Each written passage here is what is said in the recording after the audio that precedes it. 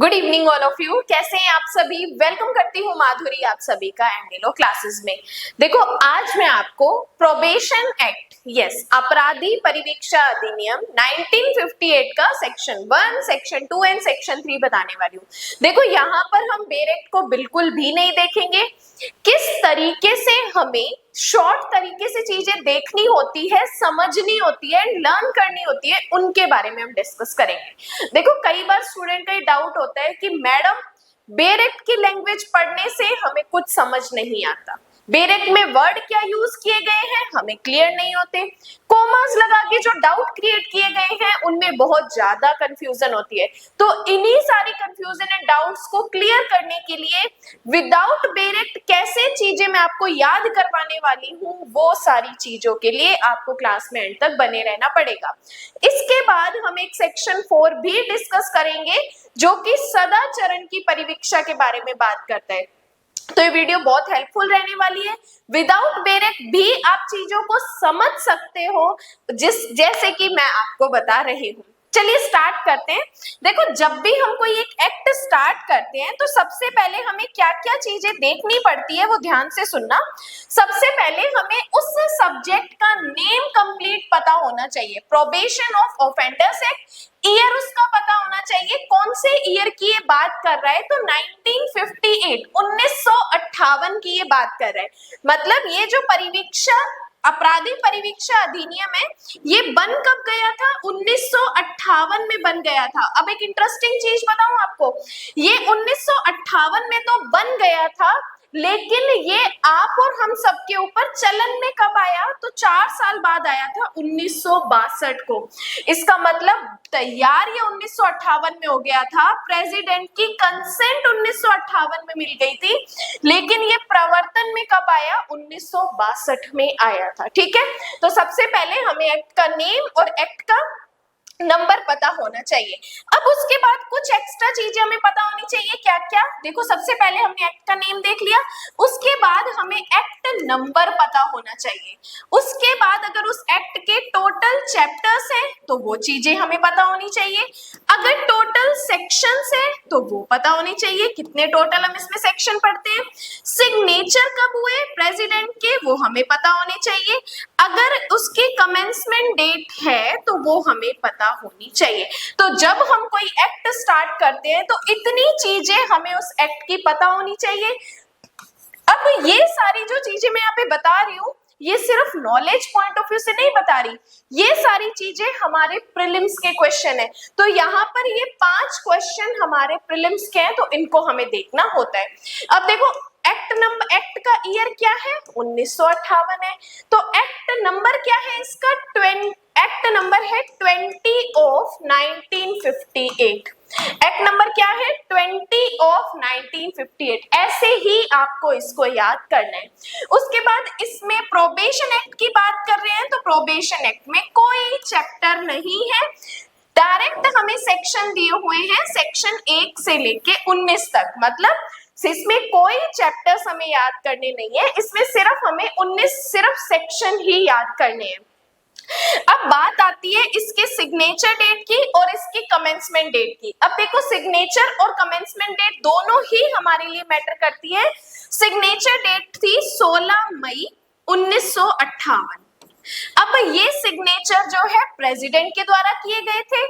जब प्रेसिडेंट के पास प्रोबेशन का बिल पहुंचा तो प्रेसिडेंट ने इस पे अपनी कंसेंट दे दी कि यस, इसमें ये कंसेंट है, और सिग्नेचर कर दिए 16 मई 1958 को। तो ये बिल क्या बन गया? एक एक्ट बन गया। तो 16 मई 1958 क्या है? इसकी सिग्नेचर डेट है। बात करते हैं कमेंसमेंट डेट, तो 1 अक्टूबर 1962।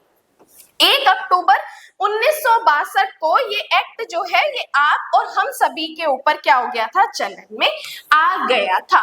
तो यहाँ पर हमें ये चीजें जो कि मैंने आपको बताया, एक्ट नंबर, टोटल चैप्टर्स, कोई चैप्टर नहीं है। अगर जो एक्ट आप पढ़ रहे हो तो उसमें आपको चैप्टर्स ध्यान रखने हैं। टोटल सेक्शंस कितने हैं? 1 से लेके 19 तक सेक्शन हम इसमें पढ़ते हैं। सिग्नेचर डेट क्या है? 16 मई 1958 है। कमेंसमेंट डेट क्या है? 1 अक्टूबर 1962 है।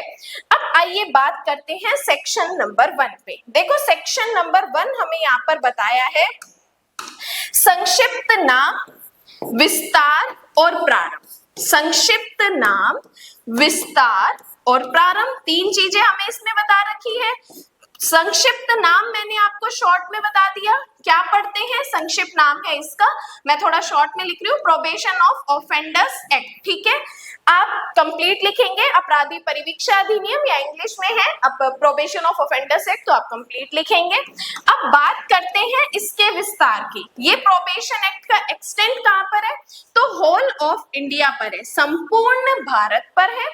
कब हुआ था, 31 अक्टूबर 2019 से हुआ था, क्योंकि कुछ की बेरेक में अभी भी अपडेट नहीं हुआ होगा।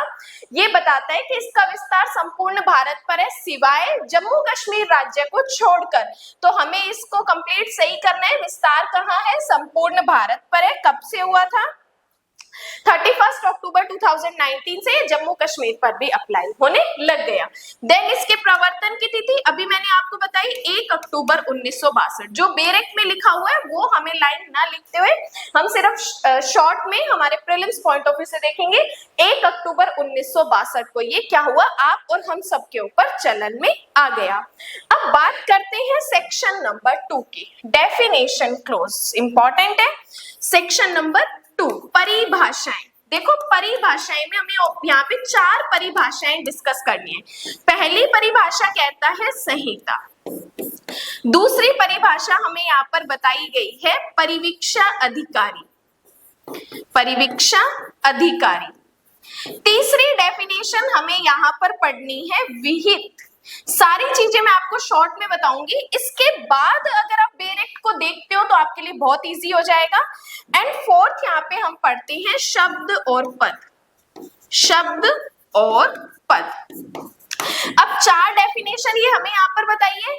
पहली डेफिनेशन कहता है संहिता। अब देखो संहिता का मतलब यहाँ पे इन्होंने हमें कहा कि जहां पर भी संहिता वर्ड यूज किया गया है उसका मतलब आप सीआरपीसी से समझोगे, सीआरपीसी से समझोगे। अब सीआरपीसी हमारी रिपील होके क्या आ चुका है, बीएनएसएस आ चुका है, तो हम सीआरपीसी और बीएनएसएस दोनों लेके चलेंगे।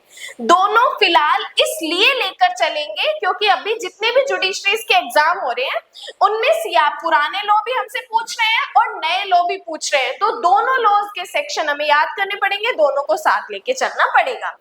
अब बात करते हैं प्रोबेशन ऑफिसर। तो इन्होंने कहा प्रोबेशन ऑफिसर कौन है, तो जो सेक्शन 13 में प्रोबेशन ऑफिसर के रूप में नियुक्त किया गया है वो परिवीक्षा अधिकारी है। अब मान लो अगर प्रोबेशन ऑफिसर का क्वेश्चन आता है, प्रोबेशन ऑफिसर का क्वेश्चन आता है तो आपको कैसे लिखना है, जब प्रोबेशन ऑफिसर की अपॉइंटमेंट ड्यूटीज को लेके क्वेश्चन आता है तो आपको section 13 plus section 14 and plus section 2 का बी क्लोज भी बताना है, ठीक है। तो ये सारे क्वेश्चन आपको मेंस पॉइंट ऑफ व्यू से बताने हैं। अब देखो मैंने आपको कहा कि प्रोबेशन ऑफिसर कौन, जो सेक्शन 13 में अपॉइंट किया गया है, तो जैसे मैंने आपको शॉर्ट में बताया उसी तरीके से आपको लिखना है। देन बात करते हैं विहित। देखो एक वर्ड यूज होता है, हर एक कानून में इस वर्ड को यूज किया जाता है। विहित का मतलब होता है नियम, विहित का मतलब होता है नियम, कि इस एक्ट में जो रूल्स बताए गए हैं उनको क्या कहा जाता है, विहित कहा जाता है। फोर्थ डेफिनेशन हम पढ़ते हैं शब्द और पद, इंग्लिश में इसको बोलते हैं word and expression. Word and expression का मतलब क्या होता है, ध्यान से सुनना, कि ऐसे शब्द जो यहाँ पर प्रयुक्त तो किए गए हैं, मतलब यहाँ पर यूज तो किए गए हैं लेकिन उनको डिफाइन नहीं किया है, उनको परिभाषित नहीं किया है, तो इसका मतलब हम कहाँ से समझेंगे, तो जो शब्द प्रोबेशन एक्ट में यूज किए गए हैं लेकिन परिभाषित नहीं किए गए हैं उनका मतलब हम या तो सीआरपीसी से या हमारा जो एक नया लॉ आया है बीएनएसएस से समझेंगे। तो इसको वर्ड एंड एक्सप्रेशन को बेयर एक्ट के अकॉर्डिंग ना लिखते हुए आप शॉर्ट में लिख सकते हैं ऐसे शब्द जो परिवीक्षा अधिनियम में प्रयुक्त किए गए हैं लेकिन परिभाषित नहीं किए गए हैं, उनका मतलब हम सीआरपीसी या बीएनएसएस से समझ सकते हैं। तो ये 4 डेफिनेशन संहिता, परिवीक्षा अधिकारी, विहित और वर्ड एंड एक्सप्रेशन जो है हम यहाँ पर पढ़ते हैं, ठीक है। चलिए अब आ जाइए सेक्शन नंबर 3 पे। देखो इस प्रोबेशन एक्ट में 2 वर्ड हमें पढ़ने को मिलते हैं। एक पढ़ने को मिलता है भर्त्सना, जिसको इंग्लिश में कहा जाता है एडमोनिशन, ठीक है, और एक वर्ड हमें पढ़ने को मिलता है परिवीक्षा, जिसे कहा जाता है प्रोबेशन। इन दोनों का मतलब पहले यहां पर आप समझ लीजिए। देखो भर्त्सना का मतलब होता है एक तरीके की चेतावनी या डांट फटकार कर छोड़ देना, मतलब कि जब कोई एक्यूज्ड कोर्ट के सामने लाया जाता है, अगर उसने पर्टिकुलर प्रोबेशन एक्ट के सेक्शन 3 में जो सेक्शन बताए हैं उनमें कोई ऑफेंस किया है, तो कोर्ट उसे चेतावनी देकर या डांट फटकार कर छोड़ सकता है। अब जब कोर्ट चेतावनी देकर या डांट फटकार कर छोड़ता है तो उसे कहा जाता है कि एडमोनिशन का बेनिफिट दिया है। अब परिवीक्षा का मतलब होता है कि ऐसा व्यक्ति जिसने क्या किया है, कुछ ऐसे अपराध किए हैं जिसमें उसको कन्विक्ट तो कर दिया, जिसमें उसको दोष सिद्ध तो कर दिया, बट उसका कैरेक्टर अच्छा है, उसकी एज कम है, अपराध की प्रकृति गंभीर नहीं है, तो उसको क्या छोड़ा जाता है, प्रोबेशन पर छोड़ा जाता है। अब इन दोनों में मेन डिफरेंस क्या है? देखो जो एडमोनिशन होता है वो हमेशा बिफोर कन्विक्शन दिया जाता है, मतलब कि एक्यूज्ड के अगेंस्ट कोई ट्रायल नहीं चलती, कोई चार्ज नहीं लगते। जैसे ही एक्यूज्ड कोर्ट के सामने आता है और कोर्ट को ऐसा कोई ऑफेंस दिखता है तो उसको विदाउट ट्रायल चलाए और उसको डांट फटकार कर छोड़ देता है। प्रोबेशन ऑफिसर में प्रॉपर ट्रायल, प्रोबेशन में क्या होता है, प्रॉपर ट्रायल चलती है, पूरा प्रोसीजर फॉलो किया जाता है, लास्ट में जजमेंट के बाद उसे जेल न भेजकर छोड़ दिया जाता है परिवीक्षा पर। अब जब उसे हम छोड़ते हैं प्रोबेशन परिवीक्षा पर, तो यहाँ पर हमें उसको 3 साल तक के लिए, मतलब ध्यान से सुनना, जब हम किसी एक्यूज्ड को प्रोबेशन पर छोड़ते हैं तो 3 साल तक के लिए हम उसके ऊपर क्या रखते हैं, सुपरविजन रखते हैं, उसके ऊपर कंट्रोल रखते हैं। अब ये 3 साल मैक्सिमम है, इससे कम कितना भी हो सकता है, इससे ज्यादा नहीं हो सकता। तो कोर्ट यहाँ पे उसको 3 साल तक के लिए सुपरविजन, मतलब किसी एक प्रोबेशन ऑफिसर के कंट्रोल में छोड़ता है कि वो जो एक्यूज्ड है वो प्रोबेशन ऑफिसर के कंट्रोल में रहता है, कहाँ जा रहा है, क्या काम कर रहा है, किस घर में रह रहा है, किससे मिल रहा है, ये सारी चीजें उसके ऊपर क्या रखी जाती है, कंट्रोल रखी जाती है। तो उसको जेल न भेजकर हम क्या जोड़ते हैं, बाहर छोड़ देते हैं या घर भेज देते हैं, वो होता है प्रोबेशन। अब देखो एडमोनिशन बिफोर कन्विक्शन मिलता है, लेकिन प्रोबेशन जो होता है वो आफ्टर कन्विक्शन मिलता है, आफ्टर कन्विक्शन मिलता है, मतलब दोष सिद्धि होने के बाद उसको प्रोबेशन का बेनिफिट दिया जाता है। अब देखो एक सेक्शन हम पढ़ते हैं, सेक्शन नंबर 3 प्रोबेशन एक्ट का। कुछ अपराधियों को भर्त्सना पर छोड़ देने की शक्ति, कुछ अपराधियों को भर्त्सना का मतलब आपको पता चल चुका है, डांट फटकार कर या चेतावनी देकर भर्त्सना पर छोड़ देने की न्यायालय की शक्ति। अगर आपके पास प्रोबेशन का बेरेक्ट नहीं है तो आप गूगल पे भी लिख सकते हैं, गूगल पे भी आपको चीजें पता चल जाएंगी कि कुछ अपराधियों को भर्त्सना पर छोड़ देने की कोर्ट की शक्ति। अब देखो कोर्ट कब छोड़ेगा, एडमोनिशन पर। तो यहाँ पे हमें सेक्शन 3 में कुछ सेक्शंस बताए हैं। अब सेक्शन जो मैं आपको बता रही हूँ आईपीसी के साथ मैं आपको बीएनएस के भी बताऊंगी, क्योंकि दोनों लॉ में साथ लेके चलने हैं। आईपीसी में हमें सेक्शन बताए हैं 379, 380, 381, 404 एंड 420। ये सेक्शन जो है वो एडमोनिशन के। अब बीएनएस में हमें यहाँ पर कौन कौन से बताए हैं, 303, 379 में 303, 380 में 305, 381 में 306, 404 में 315 और 420 जो है 318 के सबसेक्शन 4 में बताया हुआ है। 306, 315, 318 के सबसेक्शन 4 में बताए, ठीक है। तो दोनों सेक्शंस को हमें साथ लेके चलना है कि भर्त्सना पर कोर्ट कब छोड़ेगा। तो ध्यान से सुनते जाना कि जब कोई व्यक्ति ऐसा अपराध करता है जो आईपीसी या बीएनएस के इन सेक्शंस में पनिशेबल है, ठीक है, या फिर ऐसे किसी अदर लॉ या आईपीसी या बीएनएस, ब्रैकेट में बीएनएस भी लिखेंगे, बीएनएस में ऐसा कोई ऑफेंस करता है जिसमें 2 ईयर या फाइन की पनिशमेंट है और उसके अगेंस्ट कोई प्रीवियस कन्विक्शन भी नहीं है, पूर्व दोष सिद्धि भी नहीं है और उसका चरित्र ऐसा है जो देखने के लिए जो देखना चाहिए, उसकी आयु ऐसी है और अपराध की प्रकृति ऐसी है जो गंभीर नहीं है, तो कोर्ट उसको क्या करता है, भर्त्सना पर छोड़ देता है। एडमोनिशन मतलब डांट फटकार के छोड़ देता है कि जब कोई व्यक्ति आईपीसी के सेक्शन 379, 380, 381, 404 या 420 में या आईपीसी अदर लॉ में ऐसा ऑफेंस करता है जिसकी पनिशमेंट 2 ईयर या 2 ईयर से कम की है या जुर्माने की है, जिसमें अपराधी का चरित्र, आयु और अपराध की प्रकृति भी मैटर करती है और तो उसके अगेंस्ट पहले कोई प्रीवियस कन्विक्शन नहीं हो चुकी है, मतलब पहला अपराध है। यस, उसने पहला अपराध किया है, उससे पहले उसका कोई ऐसा क्रिमिनल रिकॉर्ड नहीं है, तो कोर्ट वहां पे उसको क्या करता है, भर्त्सना पर छोड़ देता है, जिसे प्रोबेशन, जिसे एडमोनिशन का बेनिफिट भी कहते हैं।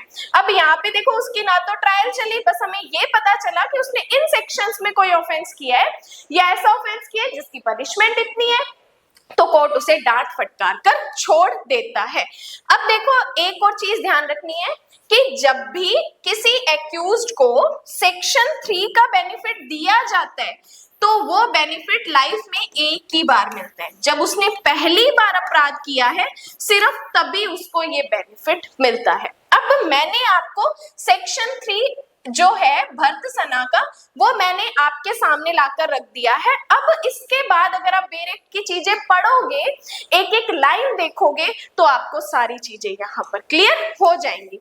अब इसके बाद नेक्स्ट क्लास में मैं आपको एक सेक्शन 4 भी बताऊंगी जो कि बात करता है परिवीक्षा पर, सदाचरण की परिवीक्षा पर। सारे सबसेक्शन आपको शॉर्ट पॉइंट में बताऊंगी, डायग्राम से बताऊंगी, तो चीजें आपको पसंद आ रही है, चीजें आपको अच्छी लग रही है, कानून आपको इजी लग रहा है, तो एमडी लॉ क्लासेस को सब्सक्राइब नहीं किया तो फटाफट सब्सक्राइब कर लेना, अपने फ्रेंड्स के साथ शेयर कर लेना, और तो और अपने एमडी लॉ क्लासेस पे एक 59 रुपीज की मेंबरशिप चल रही है जिसमें हमारी बीएससी की डेली 6 PM पे लाइव क्लासेस चलती है, मंडे टू फ्राइडे।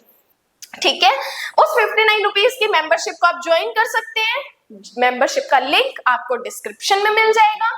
उसके अलावा डेली अपनी 7:30 BNSS की लाइव क्लास चल रही है जो कि पब्लिक में चलती है, हर एक स्टूडेंट देख सकता है। उसके अलावा एमडी लॉ क्लासेस पे जुडिशरी के हर एक स्टेट की जुडिशरी, एपीओ, जेएलओ के अकॉर्डिंग बैचेस मिल जाएंगे। हम जब जुडिशरी, एपीओ, जेएलओ के अकॉर्डिंग चीजें पढ़ते हैं तो बेरेक्ट प्लस ऐसे शॉर्ट पॉइंट से दोनों तरीके के नोट्स हम प्रिपेयर करते हैं, तो उसके लिए आप एमडी लॉ क्लासेस के कंप्लीट बैच को भी ज्वाइन कर सकते हैं। डिस्क्रिप्शन में आपको एक नंबर मिल जाएगा, उस नंबर से आप मुझे कांटेक्ट कर सकते हैं। क्लास हेल्पफुल लगी है तो क्लास को लाइक जरूर कर देना और तो बेल आइकन प्रेस कर लेना ताकि एमडी लॉ क्लासेस की जितनी भी लेटेस्ट लेक्चर्स हैं उसका नोटिफिकेशन आपके पास जल्दी पहुंच सके।